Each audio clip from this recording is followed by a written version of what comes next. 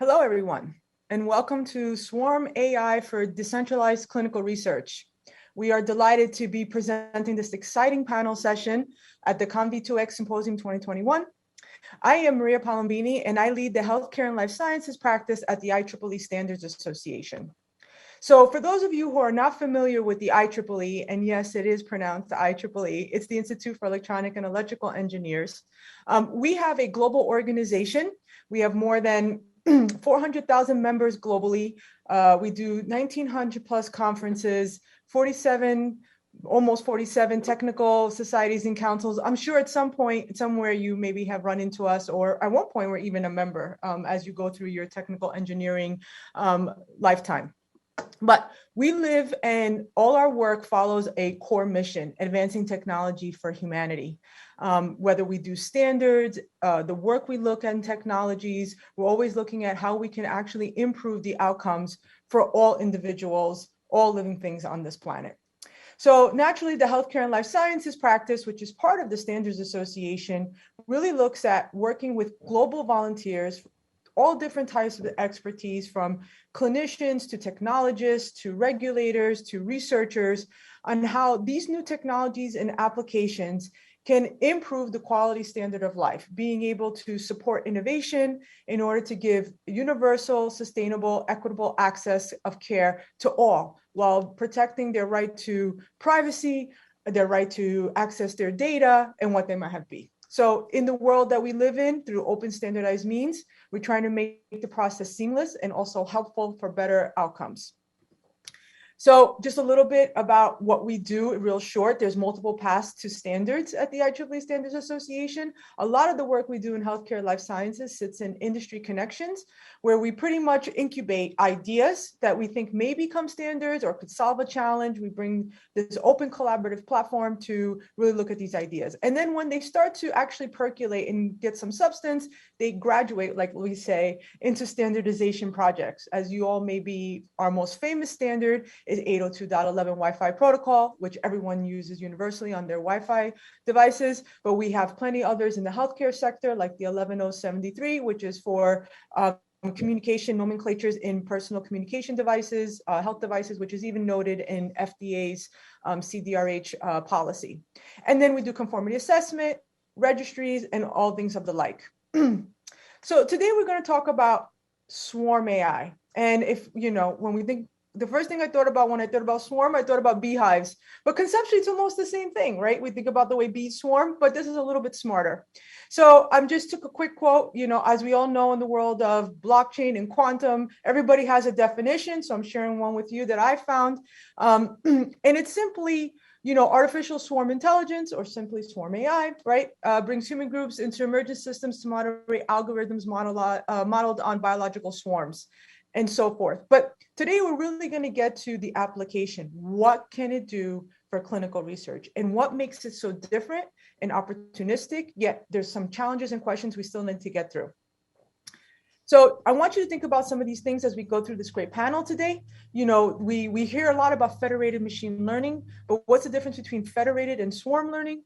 And then there's obviously some considerations about technical, there's policy application. We're transferring significant amounts of data, not only within one geographical region. What happens when we try to push the bounds beyond that one particular border? Right? And then we want to look at the impact of swarm AI on drug development, whether it's in clinical research at the R&D level, is it in the clinical trial process? There's plenty of other areas we can look at. And then what are the necessary steps to drive that wider understanding and the acceptance and trusted application of it? So I am very delighted to introduce our panel. Obviously, I'm your moderator today, but the experts are here with you to talk about it. So first we have Dr. Joachim Schultze. He is the Director of Systems Medicine at the German Center for Neurodegenerative Diseases in Bonn, Germany. He is the founding director of the Precise platform for single-cell genomics and epigenomics at the DZNE, and he is the coordinator of the German DFG-funded NGS Competence Center in Germany. He contributes his expertise to multiple EU consortia. He's leading several programs on applying single-cell technologies, memory-driven computing, and swarm learning to patients with Alzheimer's disease, chronic obstructive pulmonary disease, or COPD, like we say, lung cancer, or HIV. So welcome, Joachim. Then next with us, we have Dr. Vikram Shetty, all the way from Singapore. He's the Medical Affairs Director at AstraZeneca. He's a trained medical oncologist, and after years of clinical practice, moved to pharmaceutical. Within 15 years in pharmaceutical regional global roles across various therapies areas, including oncology, hematology, CVRM, and respiratory. He's worked at many multinational companies, such as Celgene, BMS, and others. As the medical director, he leads a team that works towards medical affairs and clinical trials. He has led the development of the digital healthcare and genomic strategy for AstraZeneca in Singapore. Welcome, Dr. Shetty. And finally, and definitely not least, we have Krishna Prasad Shastry. Prasad is Distinguished Technologist at Hewlett Packard Enterprise, HP. Prasad is responsible for driving strategic programs and advanced development in emerging technologies like AI or artificial intelligence, machine learning, edge computing, and our very hoppy topic, blockchain. In the past 6 years at India ADC, Prasad has led several research and development activities in the areas of big data, in-storage computing, software accelerators, and memory-driven computing. He's focused on developing solutions for decentralized machine learning and AI ML lifecycle management. In addition to co-inventing swarm learning technology, Prasad is overseeing its application in the healthcare field. So as you can see, we have a very knowledgeable panel, very excited to be here. And I would like to ask Dr. Schultze to kick it off with his presentation.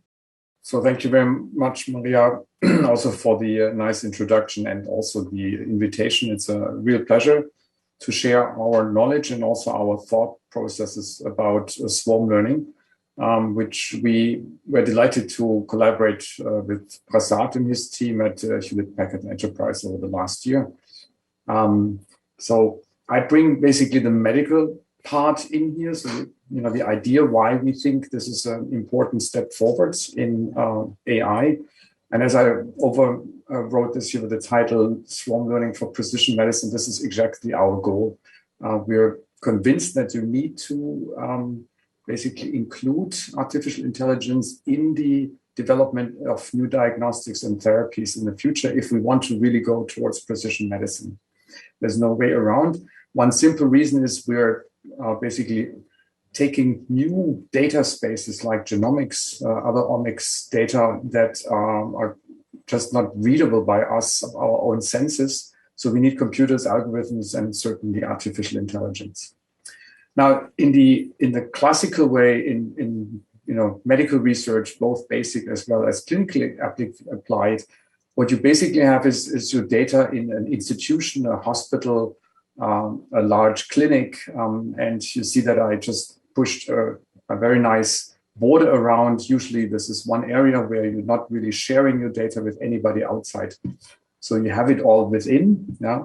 And it's this the starting point when we do artificial intelligence, we make local models now.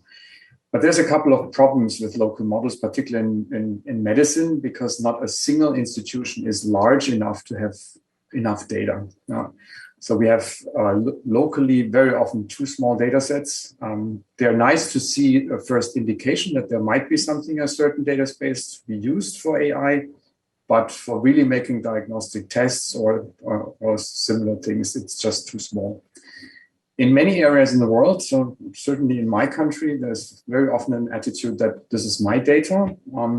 It's not negatively seen because if you think about patient-physician privilege, that's exactly what the doctor has to do. He has to protect the data from the outside. He can share the insights, but not the data. And then we have, of course, things like, this is my model, I don't want to share that, or I don't want to use another one. And in areas like in the European Union, we have very strong data privacy laws like the GDPR, but this is also in other countries like HIPAA in the US and so on. So the question, of course, is, what can we do to make AI work? Because we all know that we need more access to more data. And of course, the classical way over the last 10 to 15 years, also in the medical field, was more or less going central. Central AI, you push the data at one certain area. You take now all institutions, hospitals, clinics, and you push them all into one area. That sounds from a purely computational data science viewpoint as the ideal situation in the first place, because if you have all the data at one place, you can run much easier AI algorithms. but it comes with other disadvantages. And a major one in the medical field is that we really have difficulty to share the raw data, out of legal reasons, but also out of traditional reasons. As I said, patient-physician privilege is an important aspect of medicine. And this is basically really against that principle, which is a very old one. So there's many open questions and hurdles. Are we ready to share? Very often we need lengthy contracts to really figure that out. And then even then it's not so easy. Can we agree on the shared data usage? So once you have them there, you have duplicated them already, the data. And then are we using it only for the first question, or can we use it for other things? This is very difficult to deal with also. Not from the technical viewpoint, but basically from the interest and from the financial and legal points. Then the other question is, can we actually afford to give data away? Because in these regulations, if a patient basically retracts his agreement, then you have to take all the data back. And we all know once you duplicate data, this is almost impossible. And then it costs more. You duplicate the data. Sometimes you even do more than duplication. You have to transfer data. And the data we produce in medicine is getting so big that, for example, in Germany, it would not be possible to transfer all the neuroimaging pictures that are produced on a single day in a time that it's there at least at the next day. So we would have, basically data traffic jams very quickly. Now, that's when we, for ourselves, my institution, the DZNE, has 10 sites in Germany. So for us, it was clear that we're searching for solutions that we can keep the data where they are produced in the different 10 sites, but we can somehow learn together. So we had a catalog of what we need. And we met basically last year, the team at Hewlett Packard Enterprise, and then started to work together because we had very similar ideas. One last thing I would like to mention to this model is really, if you take medical traditions, open and centralized data is just detrimentally against them. So, and to work against the field is usually not very good. So we need some solutions that are basically living with the field's traditions. And this is when we basically have shown with medical data, with real medical data last year, that the concept that Prasad will technically show us in a second, that this also from the medical principle is really the one that we should go forward. So now instead of having them centrally and also in contrast to federated, we have equal partners. So here could be clinics or institutions. They keep their data where they are and they share only the insights. So the results of the local learning that has been done. And that's the important aspect. Two major points. There's not a central custodian, and that's important for medicine. I'm a medical doctor by training, and I have been in medicine for a long time. It's very important that we're not having an institution, an organization, or anything that is ruling even the parameter space. It will be much easier in medicine if we have equal partners and they basically decide together what is being done, and the technical solution you will hear in a second. So it's from this part is very important, and we have, of course, much less data that is somewhere transferred because this parameter sharing is very little transfer of information. And we were lucky enough that this has been seen by the editors of Nature as also being something looking forward, and have been published a paper about swarm learning in Nature in June of this year. And I summarize you a little bit, from my perspective, what's the way forward to collaborative precision medicine. So the first thing, of course, you have to show that it works. So that's what we did with the COVID-19 community, and also with the community that works on leukemias and tuberculosis. And what we use is basically blood samples from patients where we had extracted the so-called transcripts. So these are biomolecules that are transcribed from the genome. And there's thousands of different ones in the blood, and you can use that as a new data space to identify differences between different patients and their diseases. And what we could clearly show is that we can identify the patients with leukemias and with tuberculosis and with COVID-19 very easily by this. And the swarm learning aspect was always giving us better results than if we would have learned in isolation at different places. So what we have now is a machine learning or AI framework that is decentral and privacy preserving. Technology will come. You can really build this across centers, hospitals, and institutions. We have even particularly shown that for COVID-19, where we really kept them from the cities where they are in, and did not even simulate anything. And then you can also see the advantages of swarm learning even beyond central solutions and federated solutions. What from my perspective is important is that we should not think that can be done easily now with all clinical data, because clinical data sometimes are not as good as we would like to see them. So my forward thinking is we really have to first find what are excellent data, and blood transcriptomes is a highly standardized data space. So this is these kind of data spaces where we have more idea about their quality is probably the first way forward. And then it's also nice we can do that across disciplines or within disciplines. So you could say, like, we're not only taking infectious disease people, but we can go beyond disciplines. And sometimes this is an important aspect in medicine as well. And you can imagine that we already have engaged in new projects. And with this, I would like to stop here and give some time also to my colleagues to talk about other aspects of this approach. Thank you. Thank you very much, Dr. Schultze, for sharing that first intro view into potential applications and already the great work you guys are doing with it. So at this time, I'd like to ask Dr. Shetty to please talk about a little bit from the pharmaceutical perspective on potentially the impact of swarm AI. All right, thank you. Thank you for the very kind introduction. And I'm very excited because it's not often that I get an opportunity to speak to engineers. So I'm Dr. Vikram Shetty, and I've been working in the pharmaceutical industry for over a decade and a half. And I'm going to give you a bit of a clinical perspective in learning. And some of this is going to overlap with Dr. Joachim's presentation. So I hope you'll bear with me through that. So what's the evolution of big in healthcare data, right? So individually, first we had institutional data, which stood in individual institutions, right? And irrespective of how large that institution was, there was a problem that when you're talking about rare diseases, or even when you're talking about common diseases, which express themselves in very different genomic patterns, something I will go into later, there isn't an ability to get all of that data together to make meaningful learning. Also, these small data sets, there has an ability to find rare data, and data sets even in the same institution may not be linked. For example, some institutions may be at separate geographical sites or within departments like Dr. Joachim has mentioned. Maybe there is a patient outcomes and a patient's genomics data, which is not linked to their radiological data. So these problems always have traditionally existed in the pharmaceutical industry. Then we had the era where we had EHR come in. So EHR could get you a lot of analytics on outcome and hospitalization.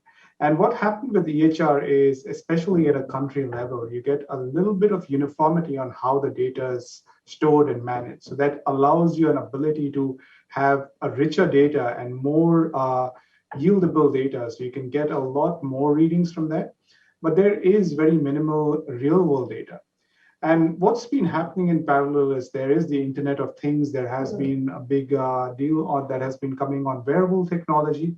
So imagine having a diabetes patient and we treated them as a diabetes patient, but then having them go outside of the hospital and over a year even give us data on how much exercise they did, what were the calories they consumed, and that kind of contributes larger to the data.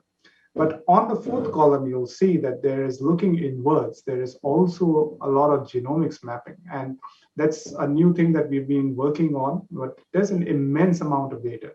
But genomic signals can be sparse, right? You can have a wealth of number of genes that you're looking at. But if you're looking at a point mutation, which is basically only one protein which is different from the others, it's going to be very difficult to find large clusters of patients in the same geographical area.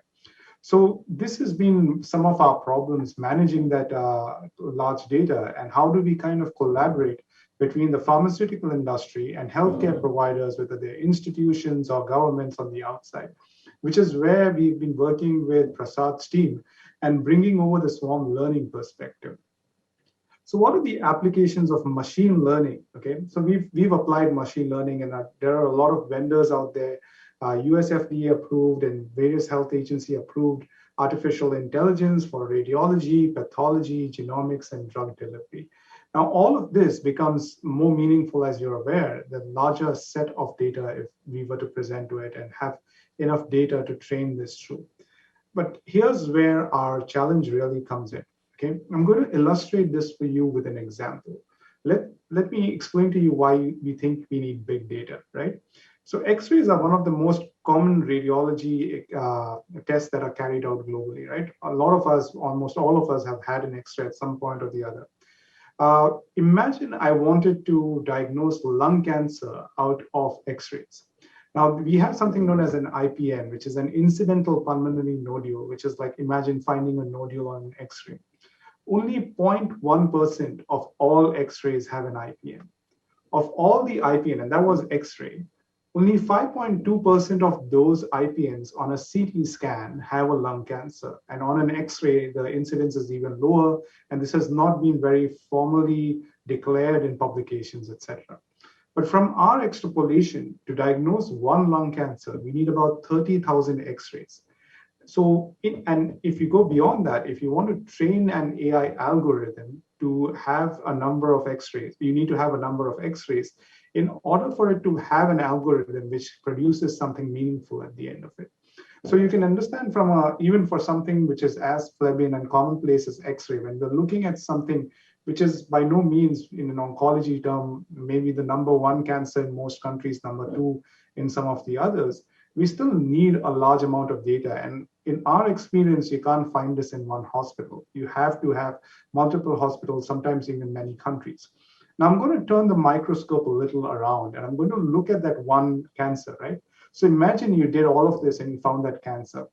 Now, lung cancer is not one disease, right? It's a disease with a lot of phenotypes in it and a lot of genotypes, right? So you'll see that, there's a vast majority, 10 to 35% of patients will have EGFR positivity, which is a genetic mutation. If you come to our part of the world, Asia Pacific, it's anywhere between 50 and 60%. So you're talking about an even more filtered population. So if we want to find at the long tail of this genetics, more rarer mutations which confer an ability either to be resistant to chemotherapy or to have better outcomes, we need to have that large set of data. So that's where, from a clinical side, there is that need for big data. But why don't we get access to big data? And that's what I put across is the privacy and the primacy principles, which Dr. Joachim has already alluded to. Privacy, of course, there's personal healthcare information, HIPAA, and all of the other regulations which exist in countries, and they exist with a good right. But there is a primacy principle, right? It is our data. Data has a business value today. And when you control that kind of information, you want to leverage it in the right way. And when you go to the more philanthropic side of the table, which is the physicians are human beings who are driven by the need for publications, which is the currency in the scientific world.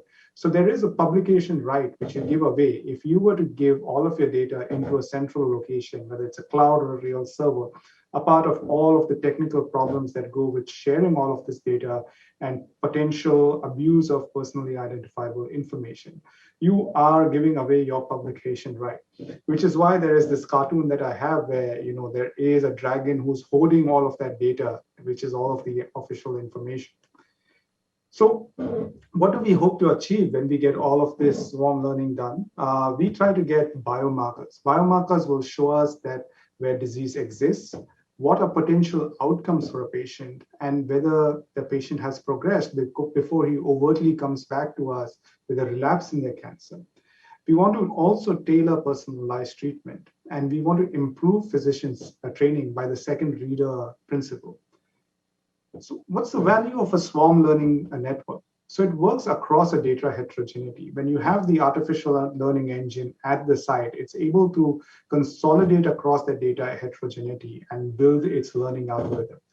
When you have a swarm learning as opposed to something which doesn't have the blockchain protection on top of that, you're protecting from nefarious mutations or nefarious individuals either trying to take data or changing the algorithm or the machine learning engine, because everything is blockchain governed. And then there's a traceability. So for us, you have to have that manual trace back for outliers. You find some patients who have done exceedingly differently, and maybe when the time when the genomic testing was done, we didn't have the technology to do the right testing which we could do today. So we could trace those patients back. There are also revenue or publication models which come back with that traceability. And that's my last slide. Thank you very much. Thank you very much, Dr. Shetty. I think that's very, very enlightening. We know oncology, we're all trying to crack that incredible disease. So that sounds really exciting. So Prasad, I think it comes to you now, the technologist, right, to talk about exactly the opportunity with the technology, obviously, and all your research and expertise that you've garnered so far with it.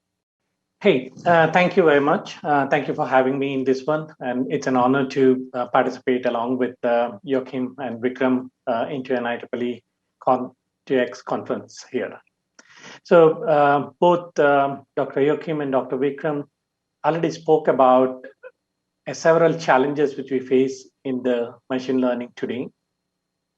There are primarily the categories of challenges they touched upon related to your big data, the efficiency part in terms of dealing with the large amount of data, the transfer, the storage, the computing aspects of it. They did also touch upon another very key aspect, which is the challenges with respect to the privacy and then the data sovereignty related aspects. So in the next few minutes, let me just kind of talk about the framework which we are developing at Hewlett Packard Enterprise. We call it as Swarm Learning. Many of you might have heard about already the federated learning aspects, which is a mechanism of enabling the distributed or a federated machine learning aspects of it. So when we started looking into this, primarily with the challenges we observed in the space of privacy, and we wanted to look at like, okay, how can we develop a framework which would enable the like-minded participant to come together, collaborate with each other to build a good globalized model, wherein which each of the participants will feel they have an equal right in that whole operation.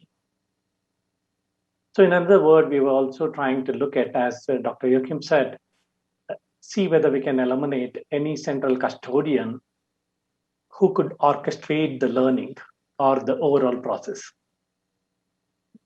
And we wanted to enable the participant to come and train and share their knowledge with each other while preserving or continue to own the data. So that means the ownership of data is taken at the local level, as well as the protection on their data, which are kind of governed by the data security and the data protection principles they have on their local sites. So by doing this, we can enable the participant to collaborate and then build a globalized model, which provides a better accuracy and also makes it less susceptible to the biases. Typically, we could see if the model is developed just by looking at the local data from one region or one hospital type of things. The concept itself is pretty simple. Instead of move all the data into a central data store and try to train the model, we looked at taking the model itself to where the data originates, or to the edge locations, as we call, and train the model there and share the learnings with other participants. Let me just illustrate that with an example. So let's see, we have the laboratories or the hospitals spread across, and assume like we have 5 such hospitals. They're coming together to develop a model. I'm picking up on the example which Vikram talked about. Let's say if we are looking at X-ray images to diagnose the lung diseases. At the beginning, these hospitals will join the swarm network, and then they will also agree upon or receive the skeleton of the model. This is the structure of the model which is developed locally to solve a particular use case. In this case, looking at the X-ray images and diagnosing the lung cancer or a lung diseases. And then all these hospitals, they will start training this model using the data they own. And they do this for a specified period. I would call them as epochs.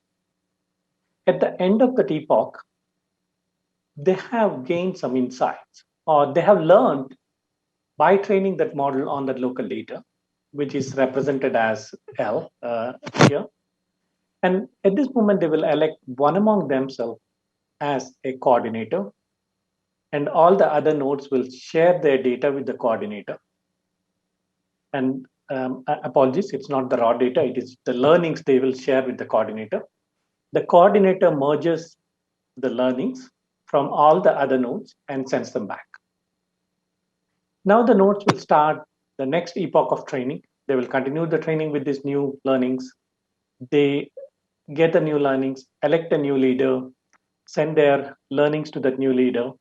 The new leader merges the learnings data and sends it back. And this process continues till the model achieves the desired accuracy level. As you can see in this illustration, the entire learning aspect, which is coordinated among themselves without having any central custodian aspect here. So thus, we are kind of enabling a fully decentralized machine learning framework to enable the hospitals or the participant nodes to come together and do it. How do we do this? So the key thing it becomes as part of that is having a very robust, a peer-to-peer, fault-tolerant, and dynamically scalable network. And we have leveraged the blockchain technology to implement such a network. We call that as a swarm network. And we primarily use a blockchain to build a good peer-to-peer, fault-tolerant peer-to-peer network. And unlike most of the blockchain use cases where it is being looked at as a tamper-proof ledger, we kind of utilize the blockchain primarily to look at as a control plane operations. So what do we do by that? It's predominantly we use a private permission blockchain network to ensure only the authorized participant can join the network and participate in that overall training. And we use the feature of a smart contracts, which provides a trusted execution environment to execute a contract, to coordinate among the other nodes to elect a leader or a coordinator, so that we could eliminate any central custodian or authority to orchestrate that aspect. And then we also utilize the smart contract feature to implement the merging logic. So that is basically to prevent if we have some dishonest members or somebody breaks into a network, joins the network, and to ensure they don't steer the training in the wrong direction by trying to attack the operations on the model. So the merging algorithm is implemented using the smart contract, which provides the protection against the insider attack.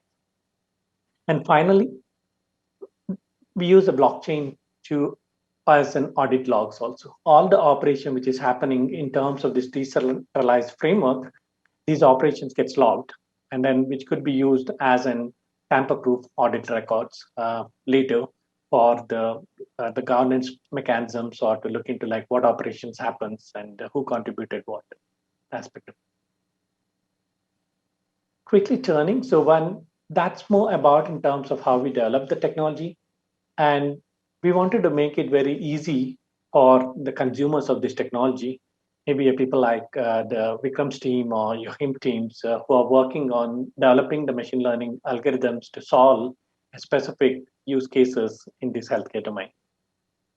So we package that whole framework as a container and expose an API to integrate an existing machine learning models, which most of the data scientists could start with the local data on their local environment to develop, to hook that into this swarm learning framework and convert this model as an decentralized machine learning framework.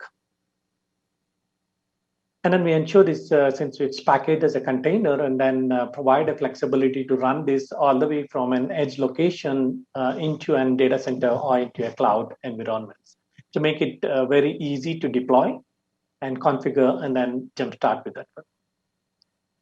Just to elaborate a little bit in terms of how simple it is to convert a machine learning model into a swarm learning. So as I just mentioned, we provide one single API. We call it as a Swarm callback API. And it's a pretty simple steps of importing that package, defining that API, and passing that API into the callback list. And I'm showing a real example for looking at the X-ray images and trying to identify a lung disease, the work which you have done by utilizing the X-ray images from an NIH dataset, and also the model which is picked up from the KRAS. And as you can see how simple it is just a 3 lines of changes. So importing of that callback function, defining that callback function, and passing it onto your list. So while defining a callback, we do provide certain tunable parameters to adjust the learning process with respect to an accuracy and also the latency aspect of the learning, those things. So in a nutshell, we kind of eliminate any central author, custodians, or the orchestrator and make it completely decentralized, package it as a containers, provide a simple API to plug it in. With that, for the curious or interested audiences, there are a few links which I would like to leave it here to look into in terms of the few videos, and we're also providing it is on the GitHub for a non-commercial usage. And I'm just flashing out some of those links here, as well as Dr. Joachim said, the joint work which we have done together, which is published in the Nature magazine earlier this year. With that, I would hand it over back to you, Nadia. Thank you. Thank you so much, Prasad. I think this was really a really simple discussion talking about how it works on such a complicated and just technically challenging sort of application. So thank you so much. You actually made it, for me, easy to understand. So I hope our audience appreciates that as well. So we have a few minutes. I would like to ask a couple questions to our panel. So we have a few minutes left in our panel discussion. I feel like you've all heard some really great expert level information, but we just wanted to have a few minutes for a discussion. So I'm going to actually pose the first question to Dr. Schultze, but obviously I invite Prasad and Dr. Shetty to also share their comment and their viewpoints as well. So I think one of the first things that comes to mind is, like, what are, Dr. Schultze, some of the technical or policy or application barriers when it relates to transferring significant amounts of data that's, considered private or, IP sensitive or whatever it might be? What are some of the things that you might be, or you've seen already confronted or might see coming down the line when it comes to these types of barriers? Yeah, so this is actually a general problem in medicine, and I think where we have seen it to materialize these problems is in new data spaces, where people say, like, there's much more data in than you can have for the first question. I'll take the example, is all the genomics data. We're slowly entering the area that genomics data will be standard for some patients. In cancer, for example, many countries want to use genome data now to really understand what is the mutation status of the cancer and so on, and use that for diagnostics and therapy. And of course, there's still a lot of research. And in the last 10, 15 years, what we have done is we just tried to send all the data from many, many hospitals to one hospital or to one certain institution that would handle then the data. And it took us very often months, and sometimes, when you go across continents, it wasn't even possible to send data because of jurisdiction. We're not allowed to send such data out of the country or out of Europe, and etc. And so this is one aspect. The other aspect is we have a continuous flow of data, for example, from some of our sites, and other institutions tell me the same. And we're letting them transport by truck. So we put them on hard drives, and then instead of transferring them electronically, they're sent by hard drives, and then they're putting in. So this is, if you see the magnitude of what happens if you have to transfer the primary data and all these bottlenecks that you have. And on top of that, our colleagues, as Vikram told us very clearly, is, if you generate these data and they're so rich that you can answer many, many more questions that you might not have thought of in the first place. It's always sad that you just give them away after you answer the first question. in a way that, it's good to have open science and so on, but why not being part of the next questions that are asked in the field?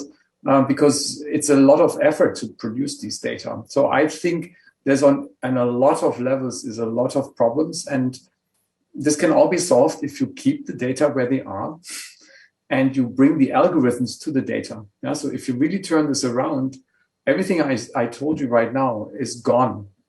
Basically, all these problems are gone in by one approach, namely turning everything around. And I have to tell you, we were talking about these things 3, 4, 5 years ago, and it was very hard to tell anybody. But now I see that many of my colleagues apparently see it like that, while they were talking about centralization and how easy it is to do it all with open and central data. This has dramatically shifted even over the last couple of months.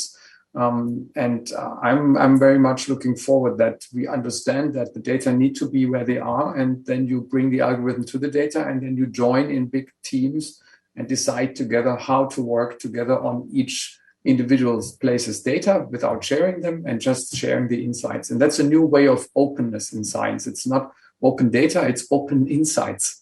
Yeah, and I think that has to be this mindset has to be changed. Yes, fascinating. I'm glad you said open insights. We do often all get caught up in open data, open source, open APIs, open, but I think that gets to the core of what we're trying to achieve. So Prasad, what about from your point of view? Obviously, I imagine there's some technical considerations, policy, things like that you're maybe confronting in the work that you're doing. Yes, as in terms of the technology, as we really look into an aspect of it, so from the beginning, we wanted to make it as simple as possible. So one is basically developing a framework, but the key thing we always had in the back of our mind when we are doing it is how simple we can make it to an end user to consume. So one of the things, as I said, we provide it as a container aspect of it. The entire framework is packaged, and then the way by leveraging the blockchain, we can let it scale seamlessly. And then just to draw a point here, like it also provides a mechanism of having a different topologies. Because in today's world, we do talk about a lot of different mechanisms through which we can have this federated or a decentralized training. So one of the things, whenever we refer to federated, probably we do talk about a centralized federation, where is a central server which orchestrates the overall learning process. In this case, when we eliminate that, it's not just looking at a decentralization. So think of scenarios wherein which probably if we need to do a collaborative learning, let's say in a country, say maybe in my country like in India, and then we have a swarm network there. And then we have another setup wherein which we have a collaborative learning in Singapore or maybe in a Germany type of things. And then later, if you need to bring all of them together. So it's basically look at a different type of topologies to expand it easier. That's the one thing we wanted to start kind of enable it from a beginning to seamlessly scale or support a various different topologies to make it happen. That's kind of try to make it as simple as just provide an IP address and then kind of a port to say like, okay, where do you want to connect, and then leave the entire aspect of taking care of this setup into the framework part of it. And then look at an aspect of a data scientist. We all know like that, as a data scientist myself, so would like to really look at into a data, which probably what I can get on my laptop and then start developing a model there, working offline with my laptop. And we wanted to let them continue in that fashion. So have that focus in terms of developing that models.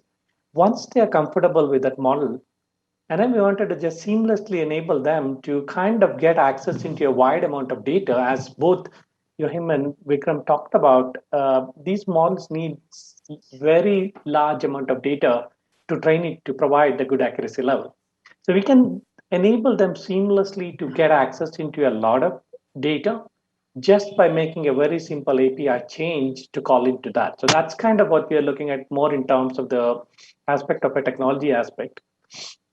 And then I think you did touch upon a little bit in terms of the governance or the privacy related aspects. So we are kind of enabling to plug these things into the standard security frameworks along with the blockchain to ensure it could be connected into a standard IAM tools to ensure you provide a proper identity and authorization mechanism for the people to participate, as well as look into like that, okay, who can play what type of a role in the framework and those things. So try to provide that integration and enable logging all that information so that it becomes a little bit easier to look at that from a regulatory perspective.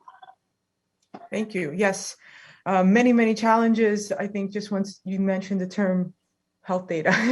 So, Dr. Shetty, I mean, you are obviously living in a highly competitive, highly regulatory organization. Obviously, the pharmaceutical industry, everybody knows, it's always the race to find the next best therapeutic. So from your point of view, what do you see, like, for instance, as well, like maybe, could it be policy barriers? You know, you think about regulatory bodies, or is it just the idea of this open data, open insights, you know, trying to get access to the information? Like, what are some of the things that you see are some, you know, potential barriers, and, you know, we have to sort of watch out for them? Okay, from a standpoint of the pharmaceutical industry, there is some of the barriers that exist really are those which are alluded by Prasad and Joachim already.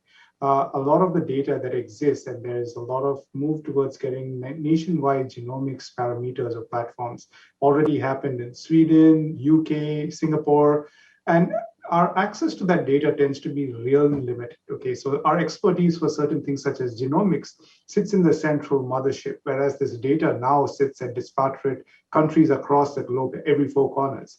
It's very challenging for us to get our talent to come to individual countries and, you know, have such highly skilled and trained talents to come there to do data analytics. Even we're not even talking about consolidating the data together. And so from that perspective, those regulations really are a little limiting. From a pharmaceutical industry standpoint, I must say that, you know, and also as a physician, I must say that I believe in the value of keeping personally identifiable information, personal data very private. I believe that's a basic human right. But a part of that, there also it has to be this need where one needs to be able to contribute to the deliverance of science. A part of that, I also see that there is a sea change in the world, right? So as pharmaceutical industries, we all hold a lot of data, and you know, that's proprietary, right? That's what our investors invest in us for, and that's why we try to keep ahead of the game. But there also is this cognizance that, you know, with the wealth of data that there is, it's probably not going to work for human good unless we have that ability to share that data in a very collaborative manner while maintaining our integrity and our ownership of some of the data which we find very integral and internal to the organization. One of the good examples that I can give you for this is the Melody project, which is machine learning for orchestrating drug development, which looks across data sets within very good companies. They've got a list of about 10 organizations that are contributing to this. So there is a definitive move. There is to overcome all of this using swarm learning and federated learning and blockchain technology. So we're trying to get that.